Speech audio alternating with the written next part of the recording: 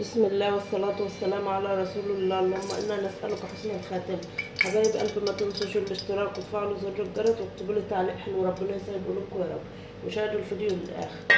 النهارده يا حبايبي أعمل معاكم كشري البطاطس. امبارح كنا عاملين لحمة، فقلت النهارده أعمل كشري بطاطس. بصراحة أنا بحبه وباكل فيه عن يوم اللحمة والفراخ، ما برتاحلهاش. هتقولوا لي انت فقرية، اقول لكم انا بحب الاكلات دي، بتبقى حلوة وبتأكل. كده حطينا في الزيت او السمنه، طبعا اللي متوفر عندك اعمليه. وانا حاطه زيت يا حبايبي. احط بقى البطاطس وبتشوحها شويه هي والبصل. دول فلفل كبار يا حبايبي. كشر البطاطس بحب البصل. يبقى كده حطينا البصل والبطاطس هنشوحهم شويه يا حبايبي، ولما يتشوحوا شويه ارجع معاكم تاني.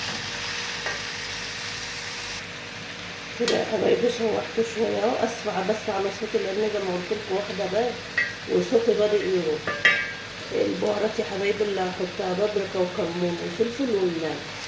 لو انت عندك بهارات تانية وعايزة تضيفي عادي، بس دي الموجود المتاح عندك. فما تأزميش نفسك، يعني بلاش نفسك بالموجود، والاكل بيطلع حلو بدل بتسمي النفس.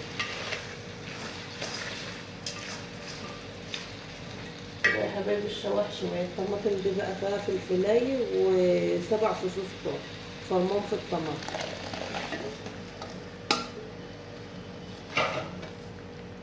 كده بقى نسيبها يا حبايبي ولازم خضرة محشي يا حبايبي، بس انا ما لقيتش. مش هقف يعني، بس هي خضرة المحشي برضك بتخليه حلو. هسيبها بقى اما تقلب وتتسبك شوية، وما اجرف الرز ارجع معاكم تاني. كده يا حبايبي البطاطس اتسبكت اهي في الطماطم. هحط بقى الرز اللي غسلهم صفيه يا حبايبي. بسم الله. زي ما قلت لكم، لو في خضرة محشي بتخليه حلو، بس انا ما عنديش، فمش هأذن نفسي يعني، همشي بالموجود عندي. جربوه يا حبايبي، بيبقى طعمه تحفة. نسيبه بقى اما يشرب المية الطماطم بتاعته يا حبايبي، وبنوطي عليه يتلبن. وعملت جنبه يا حبايبي شطة حراقة او فلفل وسلقت بيض. اما يتلبن بقى والاكل يجهز معايا هرجع معاكم تاني. يا حبايبي كده الكشري اتلبن اهو. جربوه بالطريقة دي، طعمه تحفة.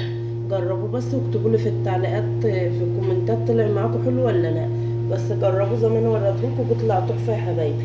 بس هو كده ناقصه خضرة المحشي. وعملنا جنبه يا حبايبي بار مسلوق وقلات فلفل وشط دي، عشان النهارده فضل ونعمة من عند الله. ما تنسوش يا حبايبي الاشتراك وتفعلوا زر الجرس واكتبوا لي تعليق حلو، ربنا يسعد قلوبكم يا رب، وشاهدوا الفيديو للاخر. والسلام عليكم ورحمة الله وبركاته.